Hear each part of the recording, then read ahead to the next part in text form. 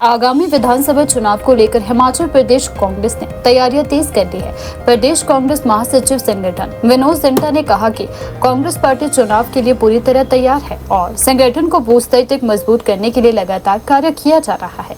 उन्होंने कहा कि पार्टी का लक्ष्य सरकार की जन कल्याणकारी योजनाओं और कांग्रेस के कार्यक्रमों को गांव-गांव तक पहुंचाना है। विनोद सिंटा ने कहा कि संगठन की मजबूती को लेकर लगातार बैठकें की जा रही है। इसी कड़ी में सभी जिला कांग्रेस कमेटियों के अध्यक्षों के साथ बैठक कर संगठनात्मक गतिविधियों और पार्टी की ओर से दिए गए कार्यक्रमों को जमीनी स्तर पर समीक्षा भी हो रही है। बैठक में जिला स्तर पर संगठन की सक्रियता, कार्यकर्ताओं की भागीदारी और आगामी कार्यक्रमों को लेकर भी चर्चा की गई। प्रदेश कांग्रेस महासचिव संगठन ने कहा कि कांग्रेस कार्यकर्ता गाँव-गाँव और बूथ स्तर तक पहुंचकर जनता से सीधा संवाद कर रही है। कार्यकर्ताओं को पार्टी की नीतियों, सरकार की जन कल्याणकारी योजनाओं और संगठन की ओर से चलाए जा रहे कार्यक्रमों की जानकारी आम लोगों तक पहुंचाने की जिम्मेदारी दी गई है। उन्होंने कहा कि किसी भी राजनीतिक संगठन की मजबूती उसके जमीनी कार्यकर्ताओं से होती है। इसलिए कांग्रेस संगठन में बूथ स्तर से लेकर जिला स्तर तक कार्यकर्ताओं को सक्रिय किया जा रहा है। आने वाले विधानसभा चुनाव को ध्यान में रखते हुए पार्टी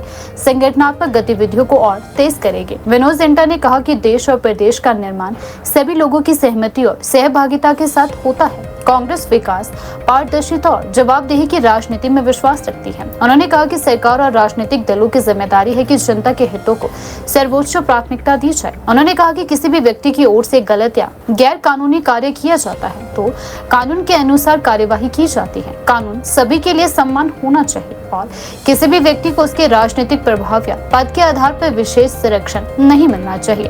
प्रदेश कांग्रेस महासचिव ने संपत्ति और परिसंपत्तियों से जुड़े मामलों को लेकर भी अपनी बात रखी। उन्होंने कहा कि यदि किसी व्यक्ति के खिलाफ प्रथम दृष्टया गंभीर अनियमितता या अपराध से जुड़े तथ्य सामने आते हैं तो नियमानुसार जांच और आवश्यक होने पर एफआईआर दर्ज की जानी चाहिए।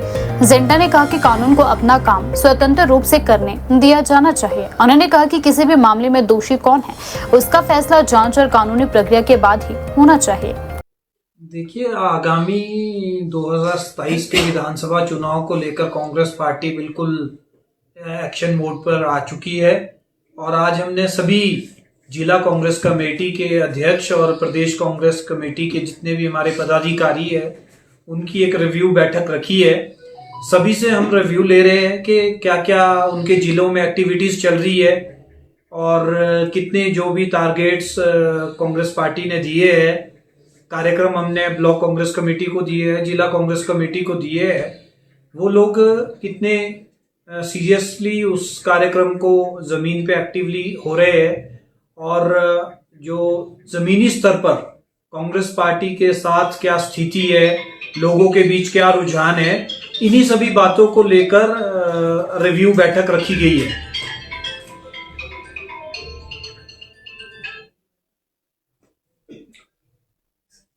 देश जो बनता है ये सब लोगों की एक सहमति से बनता है।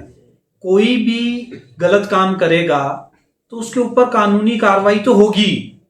अगर किसी के ऊपर कोई कार्रवाई की गई है तो वो जायज की गई है। अननेसेसरी तो कोई पुलिस एफआईआर लॉन्च नहीं करेगी। अगर कोई उन्होंने गलत काम किया है, कोई प्रॉपर्टीज या एसेट्स से रिलेटेड कोई उनके इश्यूज है तो अभी उनके ऊपर एफआईआर की गई है। अदरवाइज पुलिस आम आदमी पे क्यों नहीं एफआईआर करती है? कोई भी एक व्यक्ति बताए कि किसी के ऊपर नाजायज एफआईआर कभी आज तक हुई हो। एफआईआर तभी की जाती है जब कोई कंप्लेंट करता है या कोई इश्यूज विजिलेंस के सामने आता है, पुलिस के सामने आता है, कोई कानून की अवहेलना कहीं होती है, तभी उसी व्यक्ति के ऊपर एफआईआर की जाती है। और भाजपा का तो काम है झूठा प्रचार करना, कांग्रेस के ऊपर आरोप लगाना। हम भाजपा से पूछना चाहते हैं कि बीजेपी बताए कि उनके लोगों ने बहुत सारे ऐसे इश्यूज है कि उनके लोगों ने, उनके बहुत सारे ऐसे पदाधिकारी है जिनके ऊपर बहुत संगीन आरोप लगे। बीजेपी तब क्यों चुप बैठती है? तब क्यों वो कुछ नहीं बोलती है? तब क्यों वो मीडिया को ब्रीफिंग नहीं करती है? तब उनको क्यों सांप सूंघ जाता है?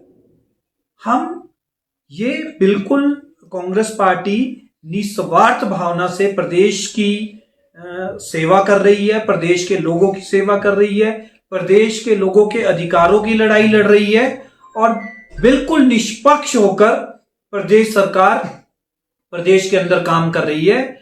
जो जिम्मेदार व्यक्ति है उनको मान सम्मान दिया जा रहा है, जो निर्दोष व्यक्ति है उनके खिलाफ एफआईआर तो होगी। कि मेरे संज्ञान में ये बात नहीं है कि उन्होंने कल ऐसी कोई स्टेटमेंट दी है और मुझे नहीं लगता कि उन्होंने कोई ऐसी स्टेटमेंट दी है, मेरे संज्ञान में नहीं है। और अगर ऐसी बात है तो इसका पता किया जाएगा कि उन्होंने ऐसा क्यों कहा है।